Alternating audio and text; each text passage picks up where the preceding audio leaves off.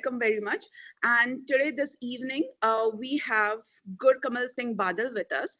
This is the second episode of Product and Growth Catalyst, and we are really happy to have a product leader who will share with us his insights on a very common yet a very important topic, and that is conflict and stakeholder management. So before we proceed ahead, I would request Mr. Gur to go ahead and give us a quick and brief 2-minute introduction for us to know what has his background been. And since he has been in the industry for 25 years, we would definitely like to know more about what he has gone through and been in the industry with, what are the changes he has seen in the industry and how he can help us to go ahead and grow. Most people have a typical introduction. I will have an atypical introduction. So, a lot of people go in a particular track and they continue and then they reach heights, right? I have changed quite a bit. I started in leadership roles. Then one of the things that I realized was that I needed to be a lot more technical, then went into hardcore technical stuff. I have been a project manager, a hardcore techie, a person who's managing, large technology organization plus product organization in very large organizations, like, for example, HSBC, SAP, and now Visa, and in startups. Like whenever I've joined a startup, I've typically been one of the first 5 people, a few people to have joined, and then I've grown that company from strength to strength, right? And so it's been across, right? And the reason why I've done that is I just have, tried to reinvent myself. Because one of the things that I realized is that, things change so fast. If you don't reinvent yourself, you will probably become obsolete very, very quickly. Absolutely, and applies to everything: technology, people, and everybody who is contributing to the technology. And I believe what you just shared with us, it's very important for everybody, because people who are thriving to get into product management experience and aspiring to have product management as a career, it is very important for them to have interest both in technology as well as in business. So when you say that you have gone into in-depth techie role and then into the leadership roles, that really inspires me. So I think we have exactly the right person that we should have in this kind of a discussion. Good. So how about jumping on to our questions that we have, Kurt? Absolutely. Fire away. Awesome. Okay. So first question that I would like to get into is, how do you handle multiple alpha demanding stakeholders, and what are one or two of the examples, if you can give, in a way you have handled their demands? Like, we are not robots yet, we are still human, and there is a little bit of emotion attached to every decision, be it technical, be it business, be it financial viability. So every stakeholder has their own importance that they want to drive, and some of them really keep it very close to the heart. So how do you take such demands and, you can say, the prioritizations of the decisions that are to be taken by the stakeholders? How do you manage them? So let me just bring out a couple of nuances which are very important for doing any of this. First, you need to know exactly what you want, right? What do I really want, right? What are my goals? If I'm driving a particular product in a particular direction, what do I ultimately want to achieve, and what will help me achieve that, right? I need to have that clarity first. Second, I need to look at partners and stakeholders who are involved, and literally construct a matrix saying, this is a person who can help, this is a person who can hinder, this is the person who's like a bystander, maybe is not that important, or things like that, right? Literally like a matrix. And whoever is an important partner or a stakeholder, I'll need to manage them, right? Manage their expectations, manage how they contribute towards the initiative, etc. Right. So especially for the people who are critical to what you want to achieve, you then literally need to understand what is it that they want to achieve. Right? And then figure out how to align what you're trying to do with what they want to do. And if you can create that alignment, you're gold. If you cannot have that alignment, then Mhm. there will always be problems, right? So that's the first thing. Now, then the question is, how do you figure out what is it that they want? That's a bit of a science, and then there's a bit of an art to it as well, right? So one of the key things is you literally have to create relationships with them, right? Right. Good relationships, and relationships are again built on trust. Right? So Absolutely. it's a question of how do you build that trust, right? And sometimes that's like it's I call it like a savings bank, for example, right? You Yeah. have to first put something in before you can take something out. So you have to put some trust in. You have to give them something before you can expect something back from them, Mhm. right? So you build trust relationships with the people who matter. Mhm. That will then help you understand what is it that they want, right? What are their motivations, Right. correct? And there might be some structured way of doing it in some cases. There may be an unstructured way as well. Like you can have a workshop to understand what is it that they want and how does that align with what you are trying to drive. Or you might even have a coffee shop talk. Like if there is a Yeah. very high profile person, maybe he'll not give you time for a meeting, right? How do you approach them? Different way. I've heard Uh, a lot of relationships gets built over a cup of coffee. exactly. So you have to figure out Yeah. how to reach out to the specific people that Mhm. matter to you, how to create trust relationships, and then how do you understand their motivations. And if you're able to understand their motivations, right, then it becomes much easier for you to push anything. I'll give an example, right? Uh, Mhm. Very high profile person in a very large organization. He has a budget of say 100 million, and he is trying to drive 5 or 6 different initiatives, which I'm supposed to be leading, right, for him. And he's like, we need to do this, and we need to do this, and we need to do this, all of these together. And I'm like, there is no way that we can achieve all of these together. Correct? Mhm. We have to focus on some critical things and maybe have them work. We'll have to kill some of the other things. Right. But then I have to align that with what is it that he wants. Right. And he's so high profile that setting up a meeting with him itself becomes a challenge. Right. So I figure out that he comes in early in the day, and then he goes out for coffee, right? And then I'm like, okay, so I'll be there, Right.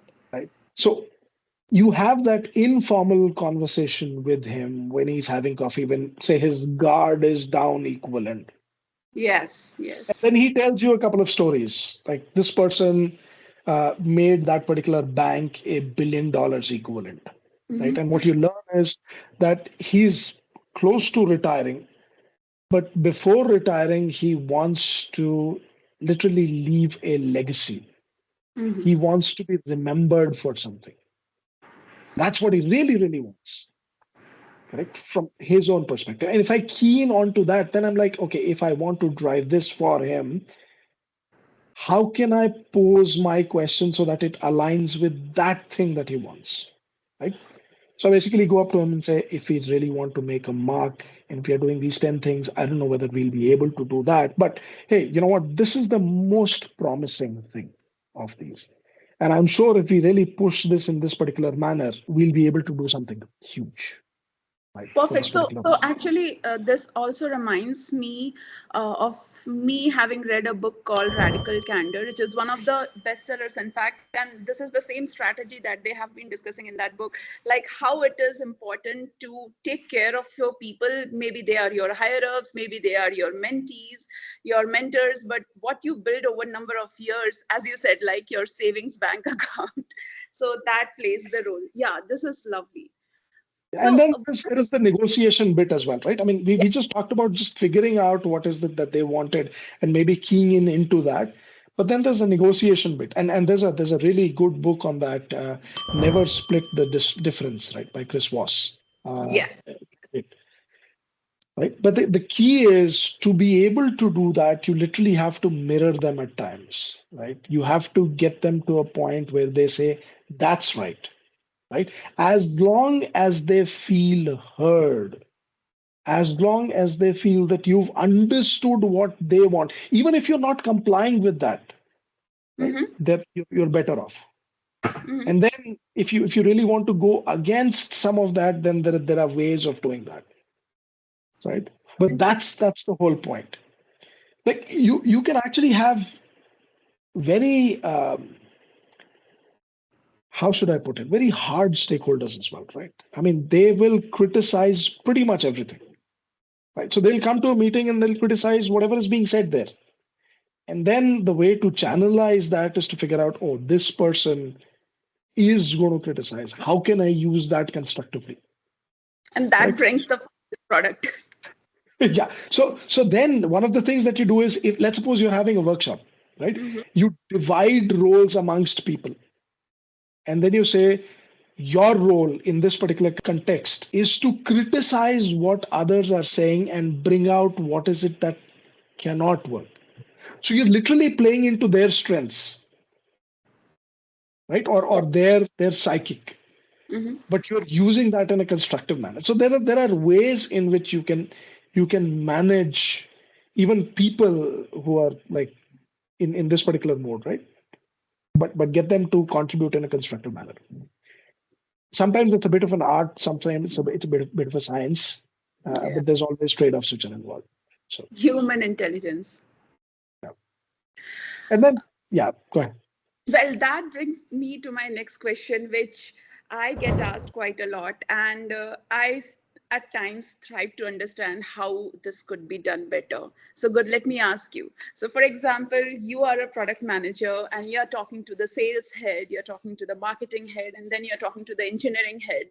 And for example, you are changing the prices of your product offering. A couple of them said, hey, let's go with plan A. And the other one says, no, no, no, I'm not aligned with you, I want to go with plan B. So how do you really, bring synergy between the stakeholders? Now, you can have all sort of relationship with these stakeholders, but then they getting in agreement with each other, that becomes another challenge. So it I think sometimes it first boils down to whether you've done your own homework, right? Mm-hmm. If you're and that's the reason why I said first thing that you need to do is you need to understand what is it that you want. Mm-hmm. Just took an example of say pricing, right? Uh-huh. You defined pricing based on certain things, right? I'm assuming that you created a product, you figured out what is the value of that particular product to your target segment, and Mm-hmm. you figure out what is it that they can pay for it. And maybe you've done some tests to even figure that out. Right. Or maybe you have to do it. Mm-hmm. Right? If you've done that, you can actually show that particular work to people and say, this is what my findings are. Mm-hmm. That's the reason why we are going in this particular direction. And sometimes you can't even do this together with every person, right? You have to Right. literally talk to individual people individually, right? Mm-hmm. If one of the rules, and this is a very hard and fast rule that I have, before going into a meeting where a critical decision needs to be taken, I would have aligned all the people who need to take that particular decision before getting into that particular call, or that particular meeting, right? So I know that there's a specific term for it, which is called something diplomacy, but you literally have to get, them to understand your thinking, your thought process. You have to look at what their objections are beforehand, and you Mm-hmm. literally have to address them or at least walk them through the process that you've adopted and figure out, sometimes it's also a question of saying, oh, these are the options, right? If you're hearing something else from the other person, and that's kind of against what you wanted to drive, you can actually say, sure, if we do this, that's an option, Mm-hmm. but these are the consequences of that, right? Which then ultimately boils down to, again, you're having done your homework, which is what is the company's goal and vision, which everybody is aligned to, right? And whatever you are doing, is that also aligned with exactly the same thing? Because if both of them are aligned in that sense, stakeholders will still be aligned with them at some point, right? So then you have to take them through Right. that. But then you should align each and every key stakeholder before you get into any critical decision making call.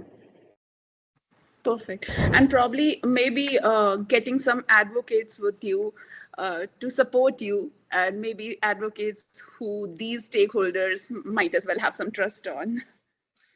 Exactly. And you might need somebody else to help you out with that. Sure. But all I'm saying is before you get into that critical call, Do your homework. key stakeholders should literally already have said yes. You should literally have a blessing. So if I collate all that you said, you're saying that um, probably do your homework, get all your data right, probably talk to them one on one, get their approval already, and do everything that is required again and again to make sure that you have their agreement, and then putting it across in a broader forum. Is that what you're suggesting? Right. You For come in for critical things. Like for critical things. when we even talk about decisions, right? We should talk about decisions which are, say, is it reversible? What is the kind of impact that it'll have? If it's a small thing, you know, maybe I don't even bother with a lot of people. It's a small thing. If people are not okay with that, if it doesn't work out, I roll it back. It's a reversible thing. It doesn't have that big an impact. But if it's a key decision which impacts a lot of people, Hmm. and there is, reversibility is hard or it'll cost a lot. Right. That's where you need to make these specific You. gentle moves and align people and then get into it, right? So it's a question Mm. of what is really involved, right? In terms Yeah. of if things go wrong, is it reversible, right? Yeah. One way versus two-way doors. Is it that if I take this particular decision, it's irreversible, right? Gone. Or what is the risk involved, right? So what are the stakes involved, and are things reversible? Maybe you can do things. I mean, if people are not really okay with something, right? They're like, we should not be doing this. Maybe you say, okay, I'm maybe okay with your objections, but I still want to test this out. I'll Hmm. test that out in a small market, small Yeah. segment, risks are low, and I will tell that person. Sometimes, instead of even taking permissions, it's okay to apologize later, All right? right. You might even do that. Maybe it was against somebody's thinking, thought process, but you experiment with that because you still wanted to check. And if things work out, great. If things don't work out, tell them we kind of did it against your wishes, but we wanted to test it out, and we wanted to test it out with a very small set of people, right? And Hmm. and then they still might be okay. The point is, did you manage the risk? Yeah. What was the ultimate impact that you were trying to drive? And were you at least able to get better at your own decision making by doing that Data small experiment? matters. Yeah. Right? Yeah. So as long as you're doing small experiments, you can Hmm. do them fast. As soon as you get to something like a full rollout, by that time you should have done your homework. Maybe you should have done all these experiments to be able to generate those data points based on which you can say, this is the reason why I'm suggesting this And or it that. becomes pretty leak proof by then, probably. But then, it at the end of the day, sometimes it's still, an emotional decision rather than Yeah. just you know it's not always data, right? Sometimes you have to look at other things as well. Yes, yes, I totally agree with you, Gur. Yeah, sometimes you have to do decisions, 90% of data maybe, but still something comes out of your gut feeling. And that is why we humans are still existing and robots haven't taken over us yet. Yeah, in fact, sometimes the data may be wrong. Maybe you're looking at the data wrong, so you have to basically match what the data is saying with the anecdotes that you're getting to hear, Wow. right? And you have to literally put things to test. Unless you do that, you may never know. Sometimes you just don't have enough data and then you have to go with the gut, but then it's Yes. like, this is what I want, or this is what I hypothesize, correct? This is my Mhm. gut feeling. But then the question is to be able to validate that gut feeling. can I do certain things? Correct. And if I can do certain things to increase my level of confidence in the decision that I'm taking Mm-hmm. at a small enough cost or at a small enough time commitment, I'd rather do that. Right. There's a book by Annie Duke, I think, who basically was a poker player, and she says this is how you should look at decision making. Right. You should Mm-hmm. be thinking in bets. I think the book's name is called Thinking in Bets.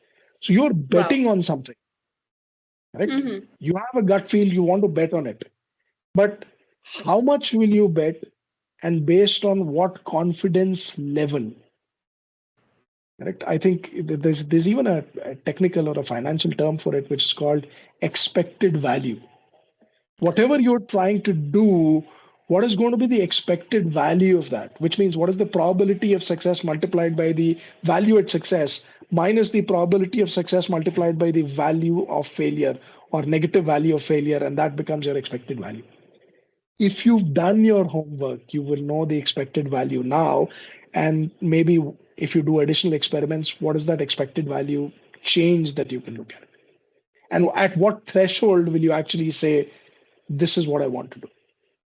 Got it. Right? Got And it. then there is comparisons as well, right? It's never that you have just one thing that you can do. Even if you have a goal, a broader goal, you can probably do 10 different things maybe to push that particular needle in the right direction. Which Mm-hmm. one do you choose? Got it.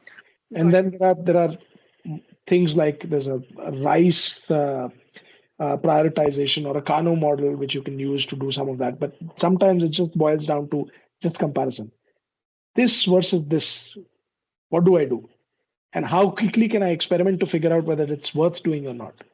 Sometimes it just boils down to that.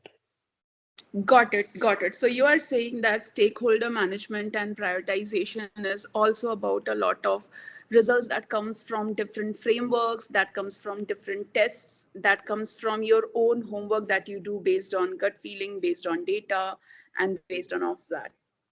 So if you've done your homework, Mm-hmm. right, you have the data points or you have enough knowledge, etc., to be able to take to your partners and say, this is the reason why I'm doing this.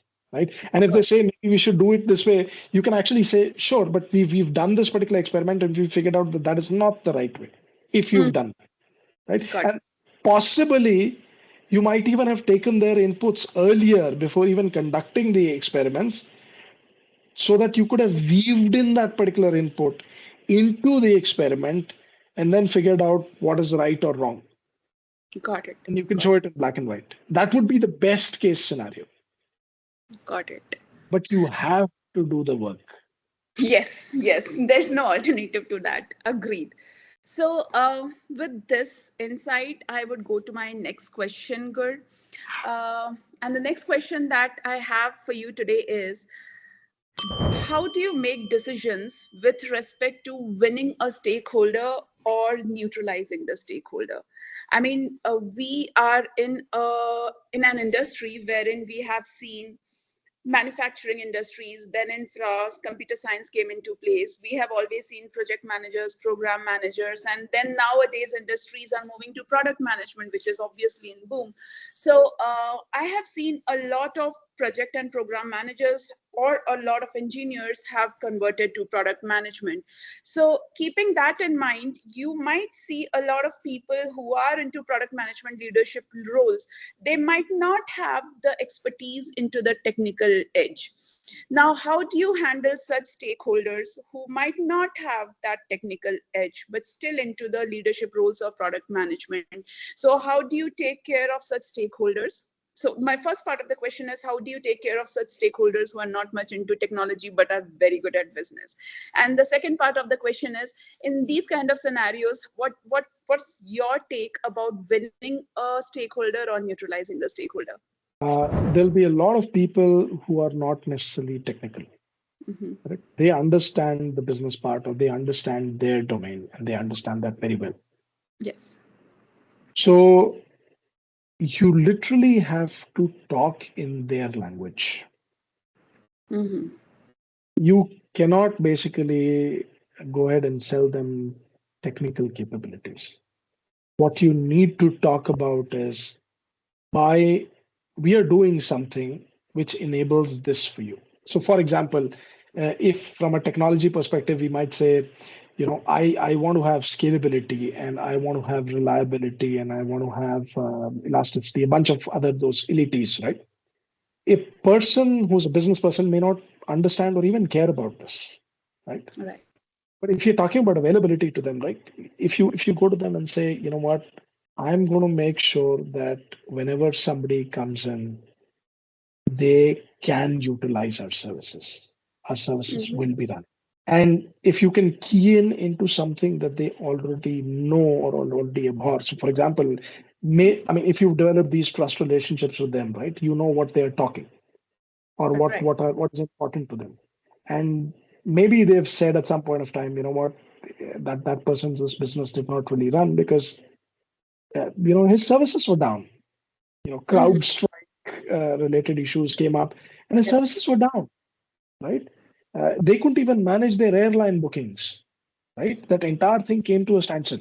Now you key into that aspect, and you say, you know what, their operations came to a standstill because they did not have that.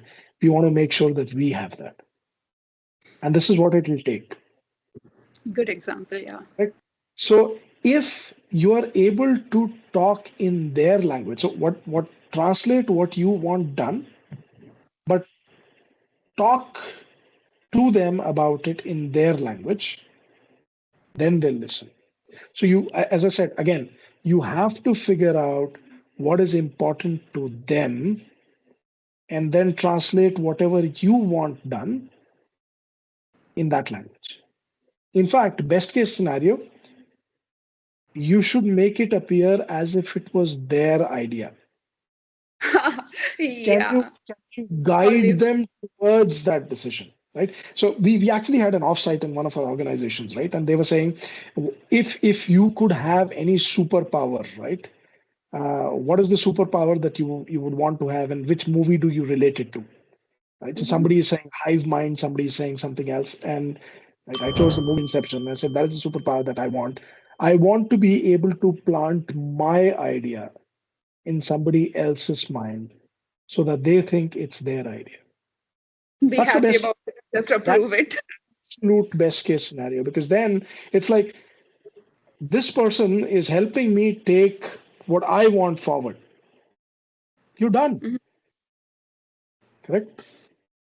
So Wow. that's the real key to it. Right? Speak their language. Make sure that whatever they want is aligned with what you want in particular ways, right? And make it appear as their idea. Right. So this is essentially the non-technical part. For example, it's a question of how critical are they to your success and what is it that they want. Right? Mm-hmm. Uh, my perspective would always be if they are critical, you have to win them over. Right? Otherwise, they can torpedo whatever you want to do. And I've seen a lot of politics in organizations where, despite your best intentions, Yeah. you will run into issues. So getting critical partners on your side is an absolute must. Sometimes, you'll be very uncomfortable, maybe even doing something. You Mm-hmm. still, unless, of course, things are completely at odds, right? Or somebody is just playing absolute dirty politics, right? Something which is going to cost you that product, right, or the Mm-hmm. vision. Mm-hmm. That's the only case where I would say neutralize. Or I wouldn't even say neutralize. I would say basically tell them this is something that we cannot do. Right? Neutralize should not have a negative connotation. There are cases where you cannot even avoid that, but I would, Yes. stay away from that to the extent possible. Yeah. Uh, I have feel because neutral connotation, and that's the reason why maybe the word neutralize is still okay. You are being neutral. Right? yeah. It's not even neutralized because neutralize still has a negative connotation. You're being neutral. Right? That's the key. Yeah. So in my experience, I have seen whenever I have tried neutralizing a stakeholder, it has become a stakeholder management in itself, because you have to get that many stakeholders to back you up to be able to, maybe probably deprioritize the decisions of this particular stakeholder. So And neutralizing sometimes, again is not that easy as well. and sometimes it's about setting clear expectations and communications, right? Mhm. Those are key. So and that is something that you have to keep doing, right? Over communicate.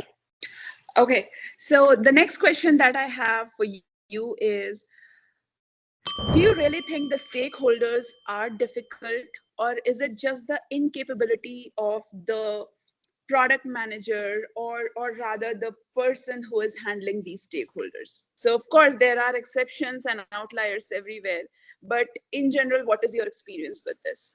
In general, everybody is reasonably well intentioned. They have their own motivations, right? And Mm-hmm. that's said, you really need to understand what the motivations of the others are. If you are able to key into those motivations, they will stop becoming, or they will your perception of that they are difficult will just disappear because you're already aligned. Mm-hmm. Correct? Right. So if you are able to understand people's motivations Mm-hmm. and what you want, and you can align whatever you want with their motivations, friction goes away, Yeah. right? The friction will come in if you don't understand their needs, or maybe they haven't articulated their needs, Mm-hmm. right? Sometimes people may say something, but what they really want might actually be a little different. Mm-hmm. So as I said, you really need to, it boils down to what their intrinsic motivations are. Mm-hmm. Some of the motivations may not even be aligned with, say, some of the organizational goals. You know, maybe they have their own agenda, right? Right. So if you're able to understand that, you'll do a lot better. Uh, the absolute exceptional scenarios are where there's a lot of politics which is involved, and somebody's just trying to put you Personally. down, come what may, and then Yeah. the data behind it, and that kind of thing. That becomes very difficult, right? And Yes. I've seen people being fired because of that. I've seen people leaving because of that. Um, the situation becomes pretty ugly at times, but very exceptional circumstances. Right. By and large, I would say probably upwards of 90% of the times, people seem to be difficult because you haven't understood what their motivations are and not aligned whatever you want to do with them, or with those motivations, right? And maybe you even tried to do that, but maybe you did not communicate well enough, right? So one of the first things that I do is I look inside. I try to figure out whether I could be at fault, right? Before ever categorizing somebody as difficult. Uh-huh. In fact, Right. you know, uh, sometimes what happens is there is a person may have a specific kind of mannerism which Mm-hmm. may come across as difficult, but the person is not really being difficult, right? It's just their mannerism. Like, for example, earlier in my career, right? Whenever I was very passionate, I used to come off as angry. And then I started realizing that, as a blind spot. And then I used to tell my teams that I may appear to be angry, but that's not the case. This is the reason why it appears, or I'm appearing to be angry, but I'm not. I'm just being very, very passionate about something, right? And people who know me, for example, they understand this. Uh-huh. Got People it. who are just coming in contact with me now may not, right? And so this is something that I have had to constantly work on as well, So you're saying right? self introspection in timely manner is also very You important. you have you can have a lot of blind spots, right? Mm-hmm. You may not even understand, say, for example, the power dynamics that work within an organization. You may be talking to one particular person and they may have their own motivations, but then they are answerable to a set of other people, right? Hidden people. And you don't even know those particular power dynamics. So you literally have to draw that there can be an organization chart, right? But Correct. there's literally a power dynamics chart that you have Mhm. to map. That you have to understand that is sometimes invisible as well. Absolutely right. So, Gur, this brings me to my last question. And I know this is a very generic and a basic question, but there's a little twist. So, let me put it across this way. I know there is a set of there are a set of stakeholders that needs to be informed, and then some are accountable. I mean, you can always follow that racy chart, but as a human, for you to be a very effective and impactful product manager, as you said, it's humanizing the things are very important, having that relationship, keeping your relationships and the savings as the savings bank account, as you said, right? So my question is, in what situations do you think just keeping them informed doesn't work? So, how would you prioritize keeping a stakeholder informed versus satisfied? Now, sometimes we feel that giving a weekly update or timely update about the milestones, about the achievements, about what's going in the project or the product timeline and the roadmap, it just keeping them informed makes them happy. But then sometimes we feel that just by informing them, they do not seem to be happy.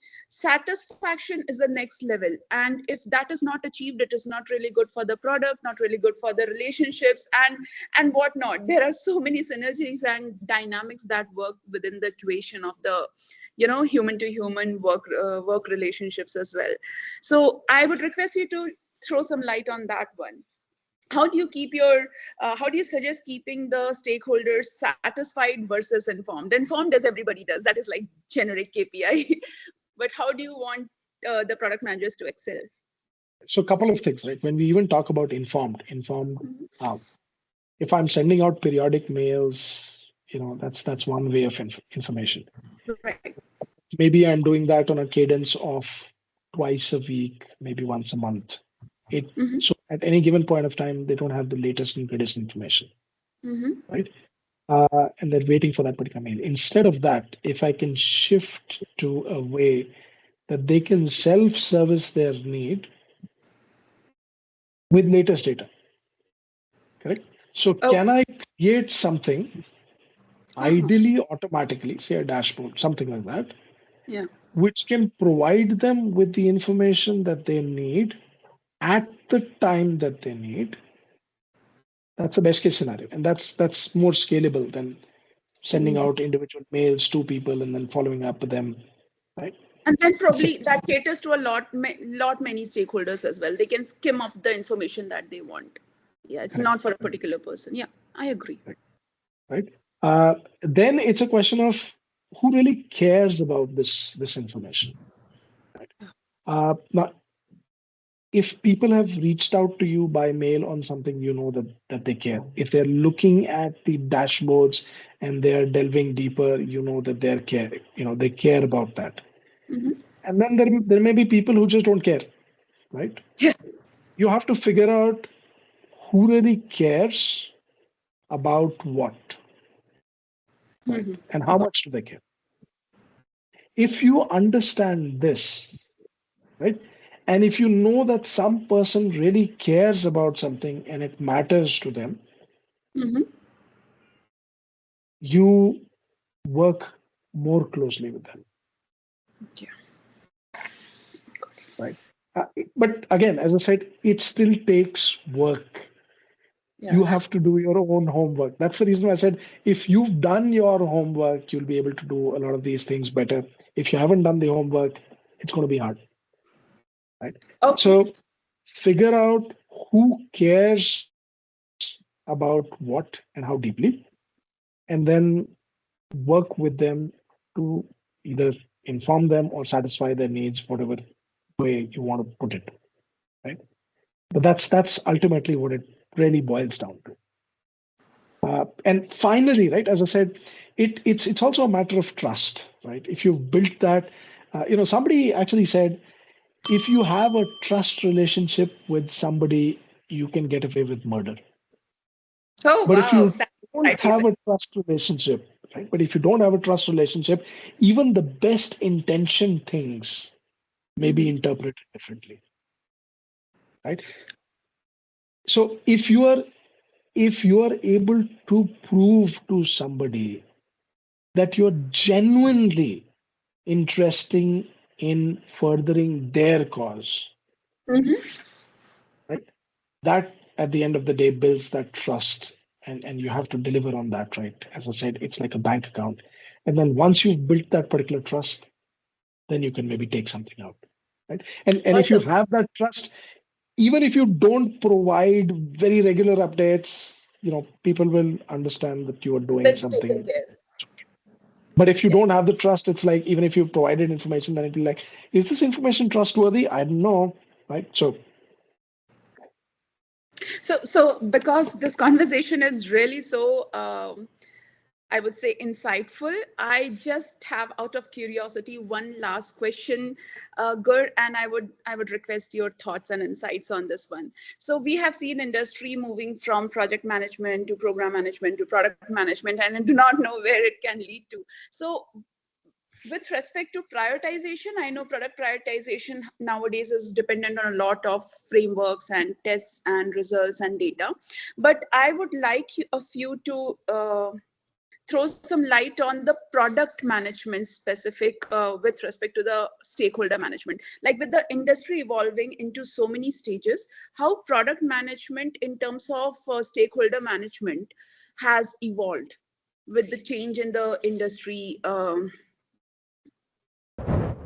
see, I don't Or do you think think it's still same? human psychic or psychology or the things that drive human beings hasn't changed that much. I don't even think it's going to change. Yes. And at the end of the day, when we talk about stakeholder management or people management or whatever, right? Mm-hmm. It boils down to those same dynamics. So those won't change. Maybe the Mm-hmm. mechanics of doing that might change, right? Earlier, you might be going with empirical evidence. Now we are basically saying we have experiments which will guide how our decisions are informed and things like that. So some of the tools that we use for our decision making and the kind of data that they generate and things like that, that may change. The way that we surface that particular information, that might change. The human psychology still remains the same. That Golden. hasn't changed. So, one of the things that I actually tell people about, project management or product management, right, is that at the end of the day, you will have to work with a lot of people without even having authority in those Yes. particular areas. So if you have to be in that uh, work profile, understanding psychology of people is very important. So read Right. up on some of that. Right? It's not just product management. There's a lot of stakeholder and partner management, and So, yeah. psychology is a very good guide to that. And that will not change. There are things that change which you'll have to manage. There are things which will not change. Human Mhm. psychology, I can bet on it. It's not going to change. Golden insights, girl. Golden insights. I believe we are already off the top of our, and I had a great conversation with you, girl. And I would really like to talk to you more about so many more topics in future. But I think this hour was really one of the golden hours that I've spent with the industry leaders. I'm really thankful to you, and I heartily wish someday I meet you and know more about your experience. So yeah, I think I would like to thank you, and I would like to let you go for an evening coffee, and hope to meet you soon. Perfect. Thank you And very pleasure much. talking to you as well. Hope to meet you in person soon. Very soon. Thank you very much, Gur. Have a very good Have a evening. great day. Take care. Yeah. Bye bye. Bye.